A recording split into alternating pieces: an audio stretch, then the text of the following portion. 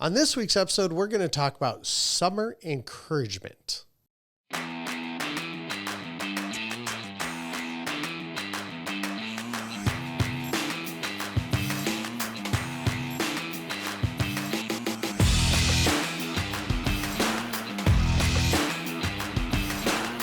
Hey everyone, welcome to this week's episode. This is all about encouragement, which sometimes can be really difficult to come up with. Yeah, they might have got the wrong guys on here for this one. Pinky in the brain right here. He, as you can tell, he still has a pink face because we record these in lumps. So let's not be fake about this, you know. And we have to because blocking out 2.5 hours in a day is very difficult to do. I mean, if it takes half hour, 45 minutes to set all this stuff up too for one episode, you better just knock them out. Yep, pinky in the brain, definitely. Pinky in the brain. You can here see we are. why, and he will never be called Brain, even if he had fair skin and no issues. But of course, he would never have.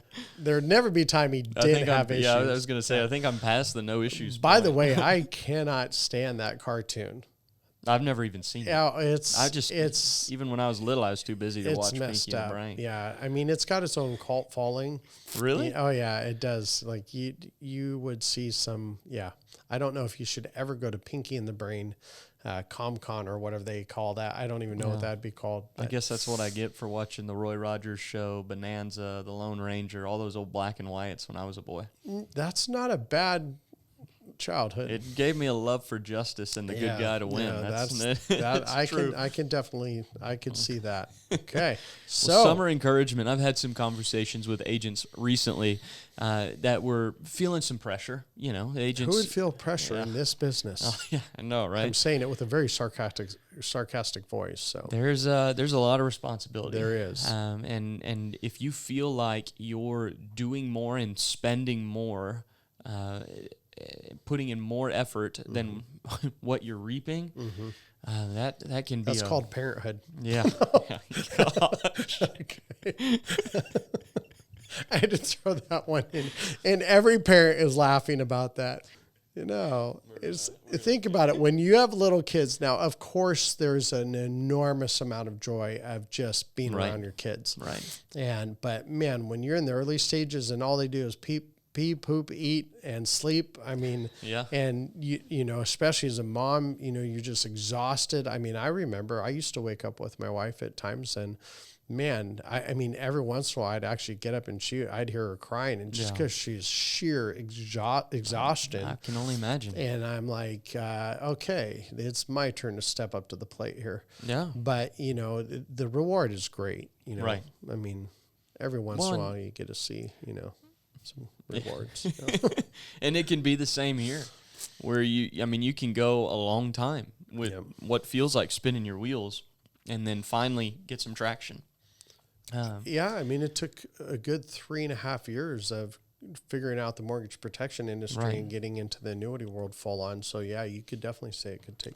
I find it interesting too. I mean, the time that you've had in the business, what we do with the academy, we've got connection out there with some amazing organizations, marketing organizations, and in both of our opinions, one of the top marketers in the entire country was talking about even for a marketer getting ramped up. Right? Yeah. It's like, I mean, the first 3 years is said the rough. first 2 to 3 years sucks.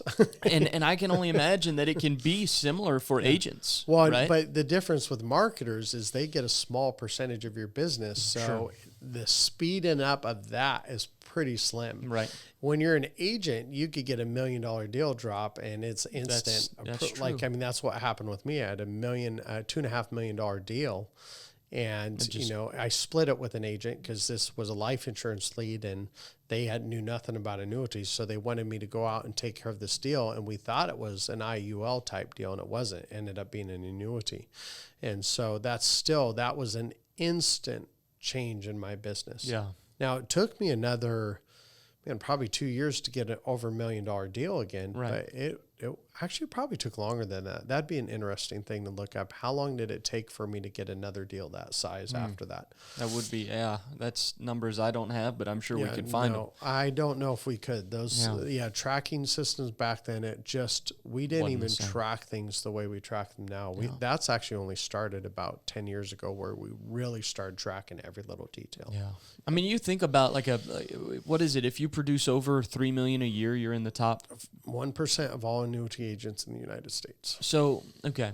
I need to find, if you guys are listening though, and you can find that, please email me that. If you can't, I'll send you a free book. I mean, if you can find that, I'll send you a free book for that. And I'll give you 10 minutes of my time to mentor you. On the phone. Yep. And because I've looked, I remember it very specifically. I remember the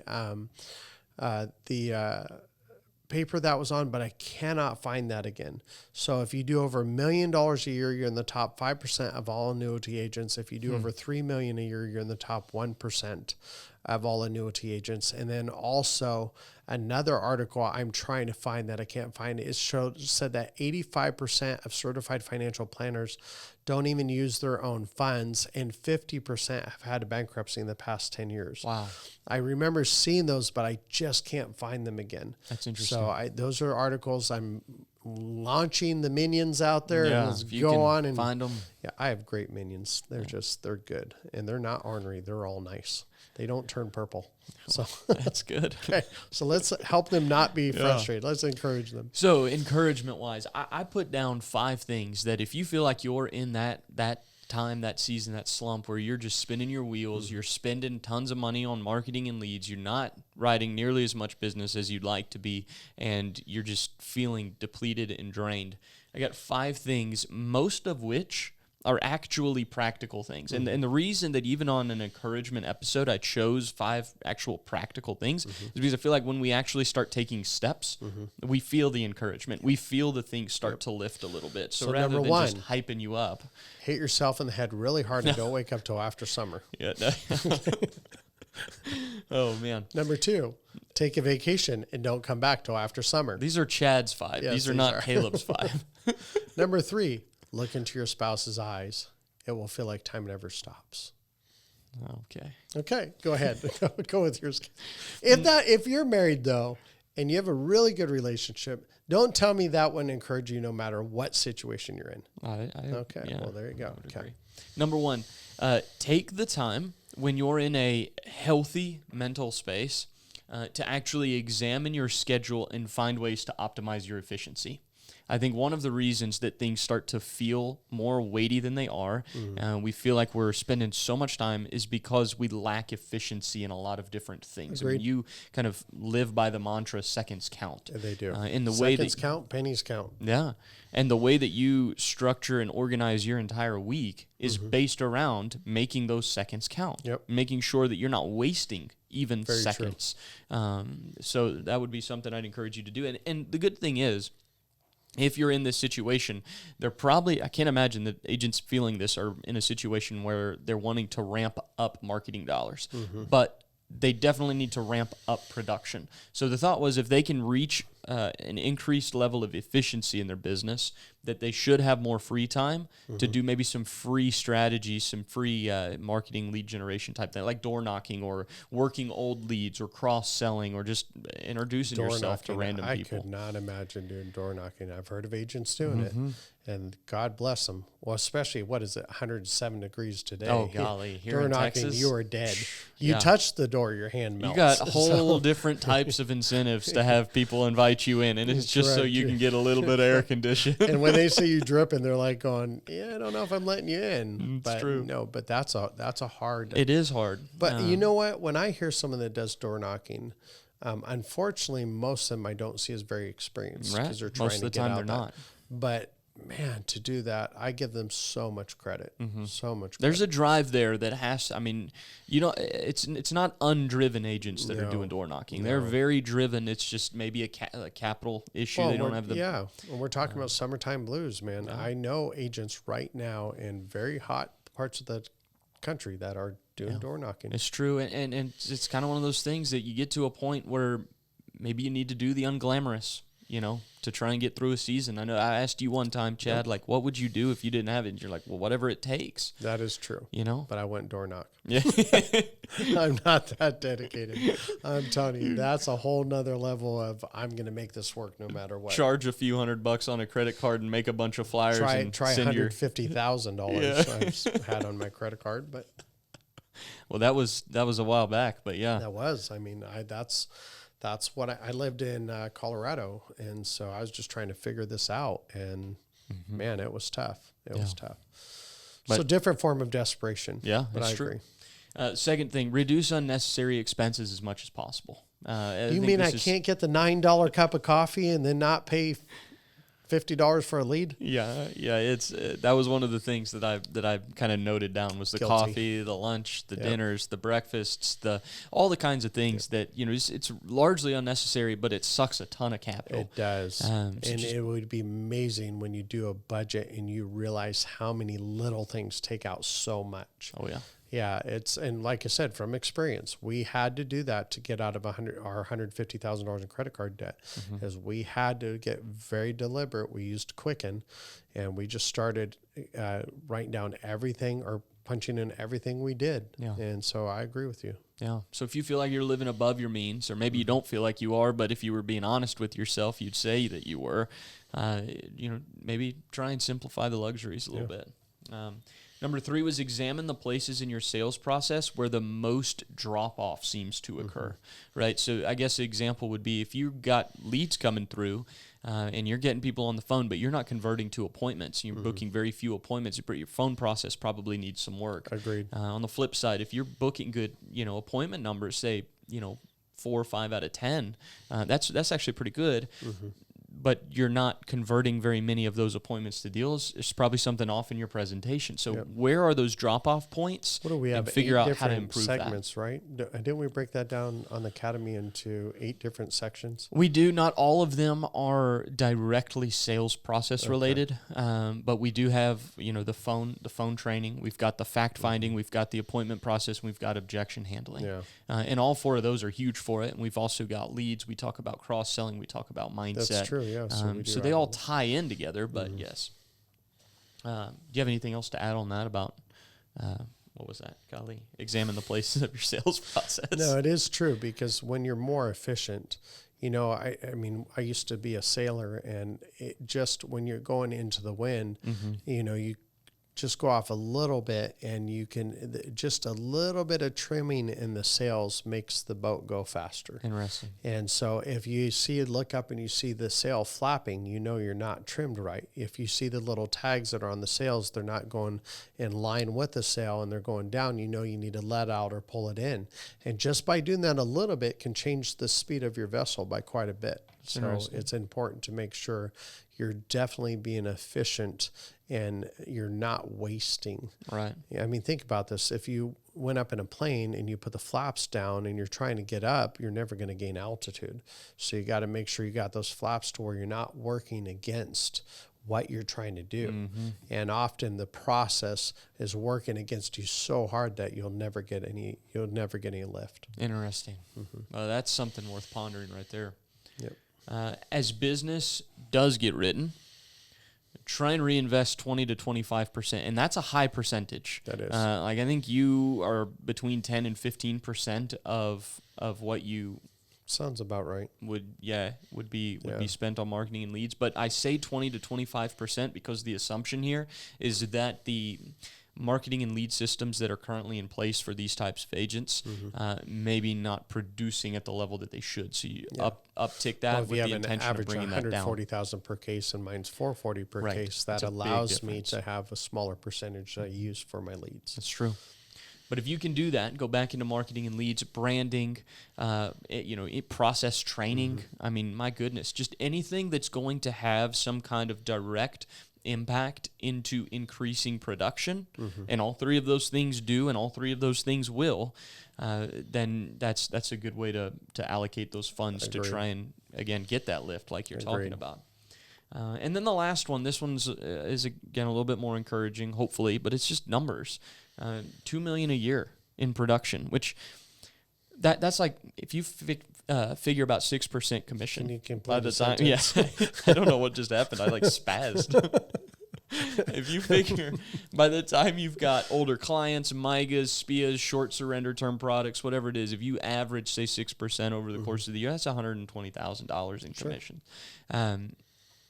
If you have a poor process, I actually did the math on what would I consider poor. And that was $120,000 average case size, which is actually industry average, but compared to what they can be, I think that's low. $120,000 average case size, 40% close rate, which means you literally, if you got 10 new clients you're meeting with, you only close 4 of those ever. That's not very good. That's meeting with and closing, not Right. leads and closing. Correct. Because there's a lot of leads that don't even qualify. Right. So. The next one being that the appointment rate is 30%. So you get 10 new leads in, you only ever book appointments with 3 of them. Yeah, that's not good. That's not very good. And if you're paying $350 per lead, that hurts. That hurts. All of those things culminate to on $2 million in production with a poor process, a net after marketing of $70,000 a year, which again, that's in a lot of areas in the country not going to be enough. But the point is, that's only $2 million in production and a very poor process. Yeah. So the numbers are there. I think one of the problems, though, Chad, and I want to hear your thoughts on this. Agents. Wait, you want to hear my thoughts on something? I do. Wow. I do. I want to hear your thoughts on this. Let's ponder this moment and revel it. Okay. Agents when we're talking with agents, we talk about annual production. I want to write 2 million this year. I want to write 5. I want to write 10. But when you look at the way that commissions get paid and business gets written and then things get spent, rarely do they spend throughout the year with the annual total in mind. And what I mean by that is if somebody comes to me and says, Caleb, I want to write $3 million in premium this year and, gross revenue, $180,000 over the year. What I find a lot of times is that the way that they structure their months over the course of that year is not in line with that annual goal. So it's easy to think annually long-term, but then when you actually get down to the monthlies of things, it's harder to stay within that. Well, especially when you turn your leads off and on and off and on. It doesn't make sense. Right. You've got to look at the end game. If your goal is to do $3 million, then you need to spend 30,000. What is it? 3 million? Yeah, 10, you need to spend 30,000 a year in marketing. If your goal is to do 10 million, then you need to spend 100,000 a year in marketing. I mean, those are bare minimums. And this is from someone who's been doing this, for a very long time. I mean, I'm coming up on 18 years. Actually, I think I did hit 18 years of being in the insurance business. Yeah. And I've seen thousands of agents, and I've seen them do very well, and I've seen them fall flat on their face. And I can tell you by now, this is where there's a major advantage of using us as your FMO. I mean, the reality is find me another institution, number one, that has someone who's writing, I just passed 25 million. The founder and owner is actually in the still field. in the field. Number two, I think I just passed 260 million since 2008. I mean, it may be a little more, a little less. I can tell you. But the fact is, I know what people are going through, and I know what it takes for an agent to do well, and I know what it takes for an agent to flat on their face. I mean, that's the reality. And no other marketing organization have I ever seen where you have someone in the field that I can go, hey, you know what? I've tried all these things. I've personally tried all these things. Yeah. I mean, if you're someone who plays football or someone who's baseball or someone who does gymnastics or whatever the heck it is, I don't know if I've ever known of a coach who didn't once play the sport they're coaching in. True. And so when you have marketers, and God bless them, I mean, marketers are great and they do well, but even the institutions we partner with, why do they partner with me? Because I'm in the field just like them, and they realize the necessity of partnering with them. And then you have other institutions that they just have a bunch of marketers in cubicles making all these calls, and you're sitting there going, wait a second, can I talk to someone who's been out in the field? I'm sorry, we don't have anybody that could do that. Where we do, and the partners we work with do. And so you just got to learn. There's certain things that work, and there's certain things that don't. Yeah. And I think we can be very successful together, obviously, in this. Yeah. Well, and I hope that those 5 like really more practical things. I mean, they are things for you to actually put action step to. I hope that taking action step creates an encouragement. But I mean, remember, we are in prime time. I mean, we are. market conditions right now, the annuity products right now. I mean, you can make an argument that there have been better products before, but what we've got right now are solid products. I don't know. I like those stacked options. I'm we telling didn't used you. to have those before, so that's Really a proprietary solid. product we have. Yeah. There are other institutions that have it, but I mean, we're definitely, it's a limited distribution. I'm not going to be one of those people that go, "Hey, we're the only ones that have these," which you hear people do. I'm like, Right. I know what product that is, Yeah. but it is a limited distribution. It's not proprietary as far as only we get it. Right. But I think good that's it, time. right? Yeah, that's a wrap for today. Well, I hope this helps you guys. You have a great day, and of course, happy selling.